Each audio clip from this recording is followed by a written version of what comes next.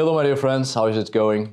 I'm Mari Theriger and today I'm here to show you some recent archaeological artifacts that show the presence of the gods in Viking Age Denmark, which demonstrates evidences of a certain important role they may have played in the religiosity of the time and cultural context.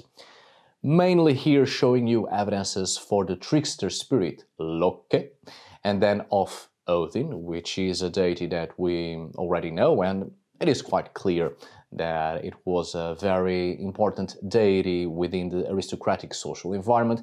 And then finally the god Tyr, which is a major and important finding, since there's always little we know about the god Tyr and this deity's presence within the religious panorama has often been quite hidden, right? Never a lot of evidences, to the point that it would almost pass as a figure solely from literature, were it not, of course, for the evidences of theophoric names, place names bearing the name of a deity, in this case in relation to the god Tyr. In fact, place names derived from Tyr. There's a total of 33 in Denmark and only one in Norway and nothing in Sweden, showing us that Tyr had little presence in the Scandinavian peninsula and was much more popular in Denmark. In continental Europe during the Iron Age, having progressively lost its religious importance with the spread of the cult of Odin in the north. But well, I'm getting ahead of myself, so let us start with Loki first. Loki is, without a doubt, one of the most complex and important characters in Norse mythology. As here said before on other videos, Loki was not particularly regarded as a deity, as a god, but nevertheless the importance of their figure is second only to the god Odin itself, which is remarkable given the fact that there was indeed a widespread cult of the god Odin, and this deity has had a tremendous importance and impact among Scandinavian elites of the Iron Age and the early Middle Ages of Scandinavia, whilst Loki did not have a particular cult, nor was this entity especially noticeable or noticeable at all within Scandinavian religiosity, yet Loki is one of the entities that appears the most in literary sources and was quite popular among the, let's say, common folk. This has more to do with the fact that Loki is a trickster spirit, and trickster spirits play a huge and important role within animistic cosmologies, and in myths, of course, as well, and in the folk traditions, leading them to be regarded as key figures on several aspects of life, which is why Loki, despite not being a deity, was extremely popular, a semi-shamanic cultural hero, of course, here spoken before on previous videos. However, it is important to notice that Loki is not absent from the material culture after all, which is very interesting and very good. When the Snaptun stone was discovered in 1950 in Jutland, it was immediately associated with the literary source Skaldskaparmál, stanza 44 to be more precise, as it features a male figure with a sewn-up mouth. In this passage from Snorre, Loki has his mouth sewn shut by Brokr as punishment. The stone, which you can see here somewhere on the screen, is made from a block used by a blacksmith with a hole to insert the bellows for the fire. By the way, in a 2011 study, Eldar Heid, a source you should definitely check, he related this image to the folklore tradition of fire spirits and the myth of Loki. Something also here expressed some years back on a video I've made, and I'll leave that one suggested at the end of this video as well for you to see, if you have the time, of course. Anyway, the Snaptun stone is currently on display at the Belgo Museum, Aarhus, in Jutland, in Denmark. Also, a series of new objects discovered by metal detectors have added to Loki's iconography in Viking Age Denmark. What they have in common with the Snaptun stone is that they feature a male figure with his mouth sewn shut, but consisting of small objects for personal use. What would be its symbolism? Why use a reference to the slanderer of the gods?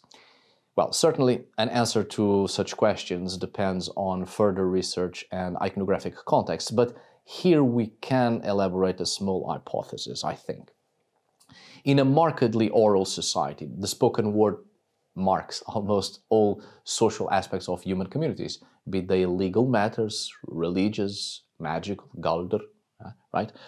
Oaths, disputes, brotherhoods, and so on and so forth. Broker sewed Loki's mouth shut to silence Loki, preventing further problems. The image of this act should perhaps remind the ancient Danes that the gods took revenge on offenders, especially those who broke their word, who broke their oaths, or being cheaters. I think it should also be taken into account the dangers of the spoken word and to be careful concerning what is spoken to certain social groups.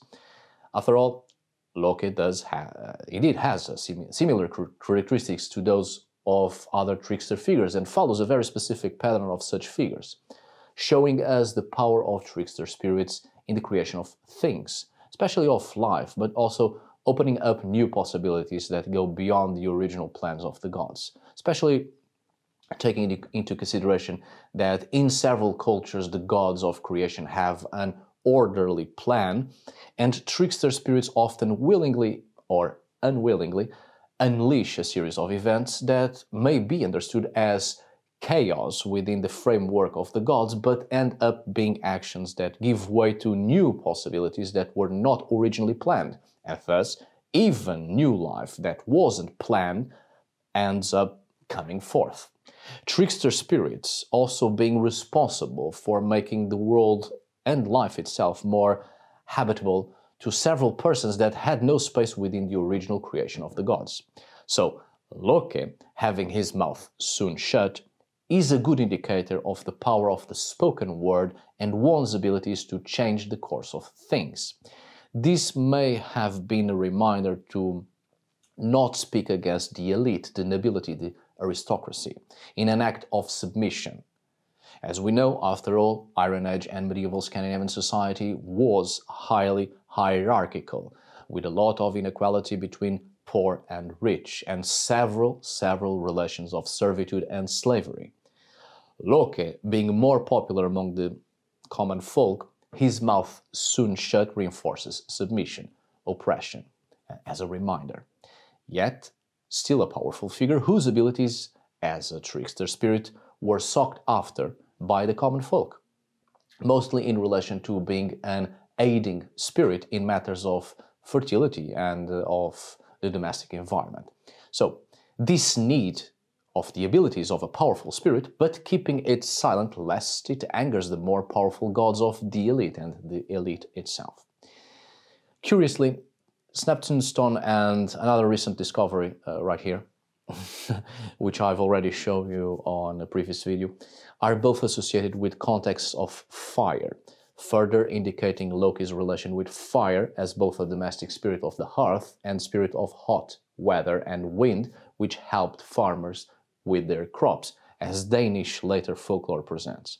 And indeed, calm down, I do know about the linguistic similarities between Loki and Loki, between the fire or the fire spirit or the spirit of fire and the trickster spirit, respectively.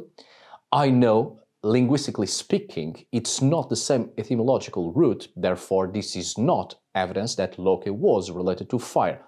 The actual evidences that Loki was indeed related to fire and heat and the earth not only lies precisely on the archaeological evidences, the material culture, but also linguists often forget that mythology is a cultural code which has served to preserve many aspects of past societies through oral tradition. And indeed, Loki and Loki, appearing in the same myth, is not at random. We are dealing with precisely similarities in sound, Loki, Loki. And that's the focus of oral tradition, to create a series of events with a repetition of similar sounds to create an easy association to be remembered. Loki and Loki are both associated with fire, not by the etymological roots, but by the purposely association of similar sounds to mark in memory the associations, and also through material culture, of course. Now, at the same site around Lake Tiso, an important center of worship and power in Viking Age Denmark, two images were discovered, as I said, one of Loki, previously mentioned, with his mouth sewn shut, and a pendant of Odin with his mouth open. The images of Loki's masks, made to be objects for personal use, as said before, could be a reminder that the gods took revenge on offenders and tricksters, while Odin's pendants with his mouth open would be the opposite. The power of the word would have magical and social political meanings in a positive way through the elite, through the aristocracy. Again, the opposite here, Loki being of the people, whilst Odin the god of the elite. Most of these new images have been discovered by amateur researchers using metal detectors. The pieces are catalogued by research groups and sent to the technical collection of the National Museum of Denmark in Copenhagen, which after a while publishes the research results. The Odin pendant was actually discovered in the 1990s, but its photograph was only recently made available. The region of the ancient Danish kingdom, which encompassed present-day Denmark, the north of present-day Germany, and the south of present-day Sweden, is the one with the largest number of iconographic objects related to pre-Christian myths and cults throughout Viking Age Scandinavia. Now, the pendant or the mask of the god Odin with silver details was found in Tiso, Zealand, Zealand, in the 1990s. Noted the difference in the eyes. The one on the left has no pupil. The open mouth refers to the poetic and mantic elements of the deity. On both sides of the face, a triquetra, one of Odin's symbols, along with, of course, the swastika, the Valknut, the triskelion, and spiral, which are other symbols associated to Odin. But here we see a triquetra, which was engraved on both sides of the face. Now, I would also like to show you the detail of a pin or brooch discovered in 2016 in Gundum, Zealand, depicting a canet, probably a wolf, with a human hand in its mouth, possibly Fenrir and the hand of Tyr. There's also this object discovered in Vindeby, in the island of Lolland, Denmark. Here we can see a wolf with a human hand sticking out of its mouth, another possible representation of Fenrir and Tyr's hand. Of course, as you know it, before the discoveries or these discoveries of Gundum and Vindeby, only one iconography of the god Tyr was known, the Bracteate of Naglum, Trollhätten, also known as IK 190, dating from the migration period, the 5th, 6th centuries of the Common Era. These are very important finds, right? As you might imagine, especially given the dates and contexts in which they were found. As an archaeologist myself, I hardly trust artifacts found before the 1950s, especially in contexts where the findings are either mysteriously stolen or lost, which doesn't give anyone nowadays the opportunity to study and date them. I hardly trust findings that appear in personal collections and antique dealers.